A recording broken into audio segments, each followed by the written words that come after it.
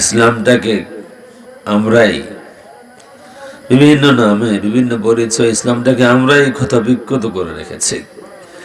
ইসলামটাকে ক্ষতবিক্ষত আমরাই করেছি বিভিন্ন নামে, কোন সময় গোষ্ঠীর নামে, দলের নামে, মসলকের নামে, পীরের নামে, দেশের নামে ইসলামটাকে আমরাই ক্ষতবিক্ষত করেছি। আমি আমার বয়ান দিয়া আমি বুঝাইতে চাই যে দুনিয়াতে সব থেকে বড় শত্রু, আল্লাহর সব থেকে বড় কোন শত্রু থাকলে সেটা হচ্ছে আমার ভাই। যদি সুযোগ পাই তাহলে আমি এটাই বুঝাইতে চাই যে দুনিয়াতে আল্লাহর সব থেকে বড় কোন শত্রু থাকলে সেটা হচ্ছে আমার ভাই। সেই দিন থেকে ইসলাম নয়, সেই দিন থেকে মুসলমান বেইজ্জত হয়েছে, সেই দিন থেকে মুসলমান লাঞ্ছিত হয়েছে, যেই দিন থেকে মুসলমান ইসলামকে ভাগ ভাগ করেছে, ইসলাম ভাগ ভাগ হয়ে গিয়েছে। এটা কমন কথা বলি, আশা করি বুঝে আসবে ইসলাম কি করে ভাগ হয়েছে। এক সময় আল্লাহর হাবিব সাল্লাল্লাহু আলাইহি ওয়াসাল্লামের সময়, আচ্ছা বলেন তো, আল্লাহ রসুল সাল্লাল্লাহু আলাইহি ওয়াসাল্লামের সময় যে সংসদ ভবন ছিল এটা কোথায় ছিল? সংসদ ভবন বুঝেন তো আপনারা, যেখানে মন্ত্রী, মিনিস্টার, প্রাইম মিনিস্টার, প্রধানমন্ত্রী, প্রেসিডেন্ট বসেন, আইন পাশ করেন। সংসদ ভবন আমাদের ঢাকাতে আছে না, আমেরিকাতে আছে হোয়াইট হাউস, কংগ্রেস, আরো কত কিছু আছে। মদিনা শরীফে আল্লাহ রসুলের সংসদ ভবনটা কোন এলাকায় ছিল? ছিল না। আল্লাহ রসুলের আলাদা কোনো সংসদ ভবন ছিল না, সবকিছু মসজিদেই ছিল। ঠিক না ভাই? ঠিক। যদি আপনাদের কারো কাছে আমার কথা ভুল মনে হয় বলবেন, এখানে আমরা ভাই ভাই, আমার ভুল হয় আপনি শুদ্ধ করে দেবেন। আল্লাহ রসুলের আলাদা কোনো সংসদ ভবন ছিল না, সবকিছুই মসজিদে ছিল। মসজিদ নামাজের সময় এটা মসজিদ, এরপরে এটা মাদ্রাসা, এটা ইউনিভার্সিটি, এখান থেকে মানুষ গড়া হতো, এখান থেকে দেশ পরিচালনা হতো, সবকিছুর কেন্দ্রবিন্দু ছিল মসজিদ। ঠিক না বে? ঠিক। এই কথা বুঝতে মাস্টার্স পাস করা লাগবে না, এই কথা বুঝতে খুব বড় শিক্ষিত কেউ হওয়া লাগবে না। রসুলের সময়ে আলাদা কোনো সংসদ ভবন ছিল না, সবকিছু ছিল মসজিদ কেন্দ্রিক। মসজিদ থেকেই যেভাবে ব্যক্তি পরিচালনা হতো, মসজিদ থেকেই সমাজ, দেশ পরিচালনা হতো।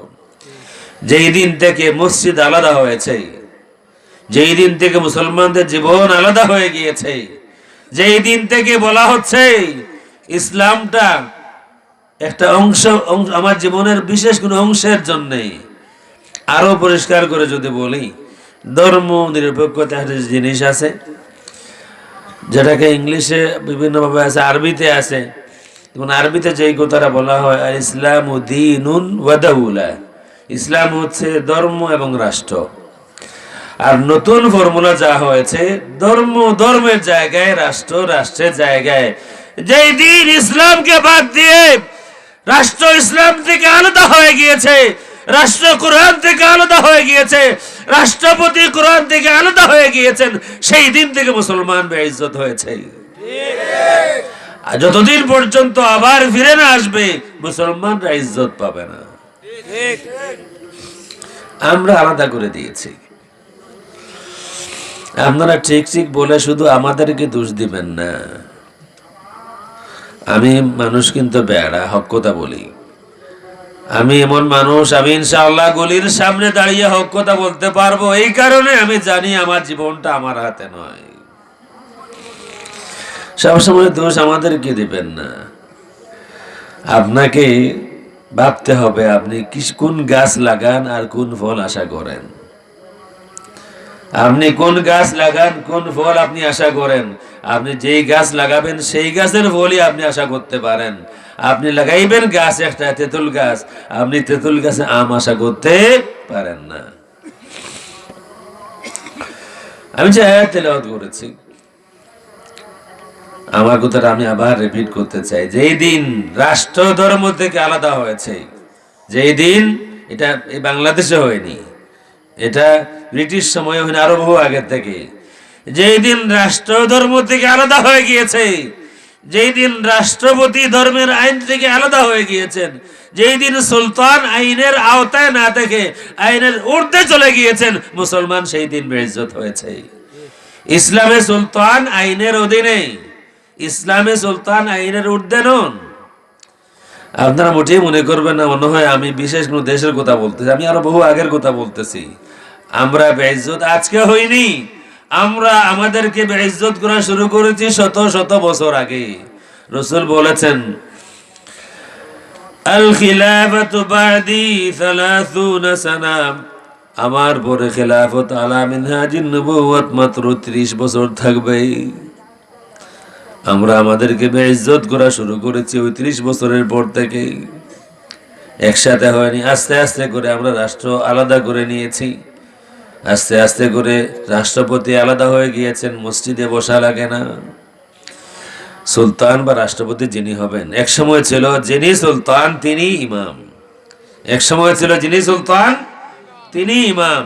রসুল সুলতান, রসুল হাকিম, নামাজের সময় রসুল ইমাম। আবু বকর সিদ্দিক রাদিয়াল্লাহু তাআলা আনহু তিনি খলিফা, তিনি ইমাম, তিনি সুলতান, তিনি হাকিম, তিনি কাজী। ওমর রাদিয়াল্লাহু তাআলা ঠিক এইভাবেই, যেই দিন থেকে ইমাম আর কাজী আলাদা হয়ে গিয়েছে, সুলতান আর ইমাম আলাদা হয়ে গিয়েছেন। কেউ বলেছেন যে ইসলামটা পূর্ণাঙ্গ জীবন ব্যবস্থা নয়, ইসলামটা হলো কিছু আছে কিছু নাই। যেই দিন থেকে এই ফর্মুলা শুরু হয়েছে যে ইসলাম ধর্ম এবং রাষ্ট্র সবকিছুর সমাধান, ইসলাম তো এমন নয়, ইসলাম শুধু ধর্ম, রাষ্ট্র ধর্ম থেকে আলাদা। এই সিস্টেম, এই মাইন্ড যেদিন মুসলমানদের হয়েছে, সেই দিন থেকে মুসলমান বেইজ্জত হয়েছে, আজকে নয়। নতুবা যদি সুলতান আইনের অধীনে থাকতেন, সুলতানকে যদি তার সালতানাত, কাজীকে যদি তার বিচার বিভাগ সবকিছু মসজিদ থেকে পরিচালনা করতে হতো, তাইলে সেখানে দান্দা মন্দা করতে সামান্যতম হলো মানুষের বিবেকে বাধ্য যে মসজিদে বসে কেমনে সত্যকে মিথ্যা বানায় বা কিংবা মিথ্যাকে সত্য বানায়, মসজিদে বসে যে আসামি নয় তাকে কেমনে আসামি বানায়। ঠিক না? ঠিক। মসজিদে অনেক চোর মানুষও আছে, নামাজ পড়ে না, কোনোদিন নামাজ পড়ে না, কিন্তু মসজিদে যে কসম করবে না, কারণ তার এতটুকু সম্মান বোধ আছে যেটা আল্লাহর ঘর, মসজিদ, এখানে যে মিথ্যা বলা যাবে না। দুনিয়ার সব জায়গায় মিথ্যা বলা যায়, মসজিদে মিথ্যা বলা যাবে না। সুতরাং ওই দুনিয়াখোর সুলতান যারা ছিল, দুনিয়ার গোলাম যারা ছিল, যারা মসজিদে বসে দেশ পরিচালনা করতে পারতো না, কারণ তাদের মধ্যে দুর্নীতি ছিল, তারাই ইসলামকে ভাগ করেছে। ইসলাম থাকবে মসজিদে আর আমরা রাষ্ট্র নিয়ে আলাদা, আমরা অন্য জায়গায় বসবো, সেখান থেকে রাষ্ট্র পরিচালনা করব। মুসলমান সেই দিন বেইজ্জত হয়েছে। এই চোর আর দুর্নীতিবাজ সুলতান বা মুসলিম শাসক যারা ছিল, তারা মসজিদ থেকে আলাদা হয়েছে এই কারণেই তাদের সবকিছু মসজিদে করা যাবে না। কারণ মসজিদে যদি সেখানে আইন পাশ করতে যায়, যে কেউ আপত্তি করতে পারবে।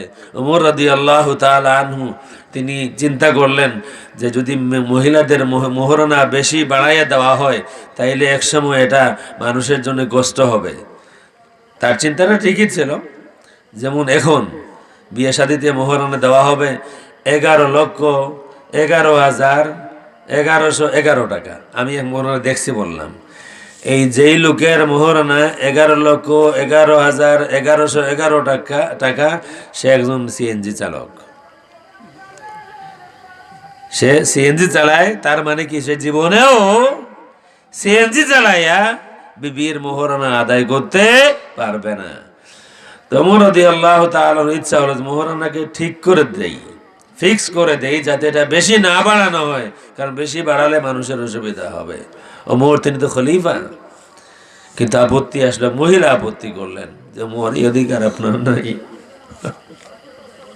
এই অধিকার আপনার নাই। আপনি খলিফা হতে পারেন, কিন্তু মসজিদে বসে আপনি যাই চাই পাশ করতে পারেন না, এই অধিকার আপনাকে আল্লাহ দেননি। আল্লাহ বলেছেন ওয়াআতুন নিসা সাদাকাতিহিন্না নিহলা, সুতরাং ফিক্স করে দেওয়া যে এর থেকে বেশি হতে পারবে না, এমন করে দেওয়ার অধিকার আপনার সুলতানের নাই। খামোশ হয়ে গেলেন ওমর রাদিয়াল্লাহু তাআলা আনহু। কিছুক্ষণ পরে মাথা তুলে বললেন, আসাবাতি মুরাআতুন ওয়া আখতা ওমর, ওই মহিলা ঠিক বলেছেন, ওমরের ভুল হয়েছে। মহিলা ঠিক বলেছেন, ওমরের ভুল হয়েছে। এই নজির আরো বহু আছে, এই নজির আরো বহু আছে।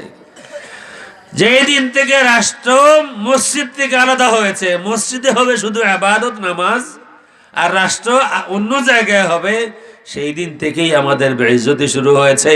যতদিন ফিরে না আসবো আসল ফর্মুলায়, ইজ্জত পাবো না। এরপরে আমরা বিভিন্ন ভাবে আমরা ইসলামকে ক্ষতবিক্ষত করেছি আমরাই। যেমন আমি কোনো একটা দল করি, আমি ঘোষণা দেবো যে আমার দলের বাইরে যারা আছে ওরা কেউ মুসলমান না।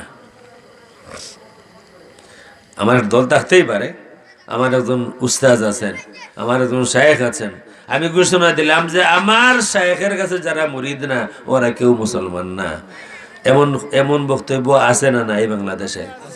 আছে, আমি বলতে পারবো, নাম ধরে বলতে পারবো। ইসলামটাকে আমরাই ক্ষতবিক্ষত করেছি দলের নামে, গোষ্ঠীর নামে, শায়েখের নামে, হযরতের নামে। ইসলাম আমরা যা প্রচার করি তা ইসলাম নয়। ইসলাম হচ্ছে তা যা আল্লাহ রাসূল সাল্লাল্লাহু আলাইহি ওয়া আলিহি ওয়াসাল্লাম প্রচার করেছেন।